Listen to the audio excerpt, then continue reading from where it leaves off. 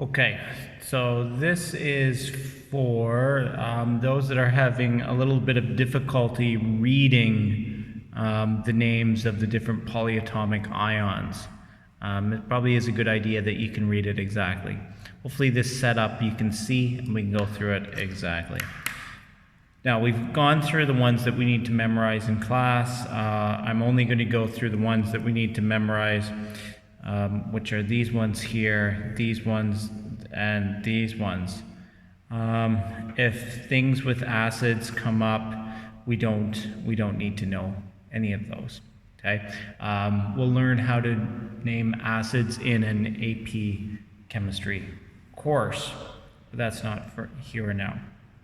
Okay, so let's go through them. So this first one here is acetate, acetate, cyanide, cyanide, hypochlorite, hypochlorite, chlorite, chlorite, chlorate, chlorate, perchlorate, perchlorate,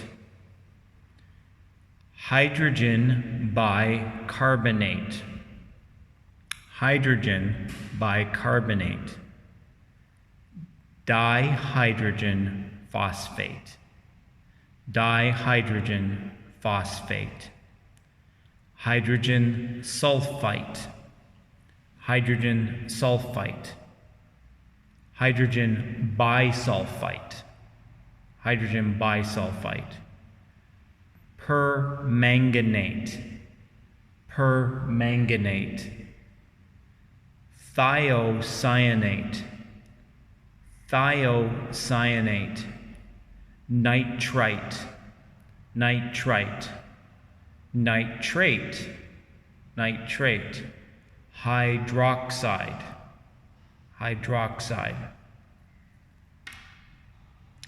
oxalate, oxalate, carbonate, carbonate, chromate, chromate, dichromate, dichromate, hydrogen phosphate, hydrogen phosphate, peroxide, peroxide, sulfite, sulfite, sulfate, sulfate, silicate, silicate,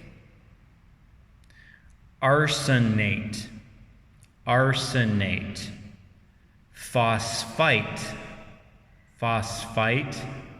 This one should have an E on the end. That's phosphate, phosphate. Okay. We need to, for when we're naming molecular compounds, we need to know the prefixes. And the prefixes are mono for one, mono, mono, di, di, tri, tri, tetra, tetra, penta, penta, hexa, hexa, hepta, hepta, octa, octa, nona, nona, and deca, deca.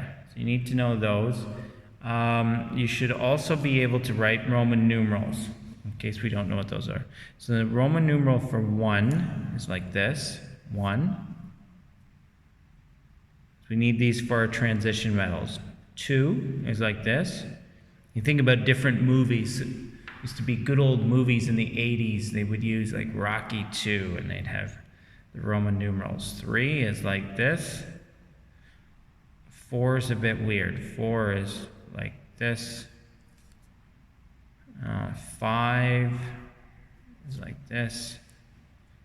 6, 7, 8, 9, not that we really know it, and 10. Okay, so really, you really just need to know 1 through 5. But you should be able to recognize the Roman numerals because you need those for indicating the charge on the transition metal. Okay, as I said, we don't need to know about the acid names. That's fine. Not that you can't learn how to do it, but you can do it, learn how to do it later in another course. And some courses, right, might talk about the classical names for these things. And those are the classical names. What they mean is the old-fashioned Latin name. These Latin names are only a good idea to look at if you want to know why things have strange letters on the periodic table of the elements. So, for example, why is iron Fe? Well, because the old term is ferrous, right? Or why is tin Sn? Because it was old stannous, right? Or plumbus for lead. Okay, that's cuprous Cu for copper. Okay, that's only there if you really want to understand the names on the periodic table, but not necessary for you to know. When I was a student, they did ask us to memorize these, but I've since forgotten them because they're not very useful anymore. We should know how to do these. Okay? Good luck. Do fine. As with everything in this course and everything in every kind of studies that you do, the secret to success is to practice, practice, practice, practice. Go over it, say, I still don't know it very well. Go over it again. Say, oh, I'm still a little unclear. Go over it again. Go over it again. Do it again and again until you do it in your sleep. Okay? Good luck.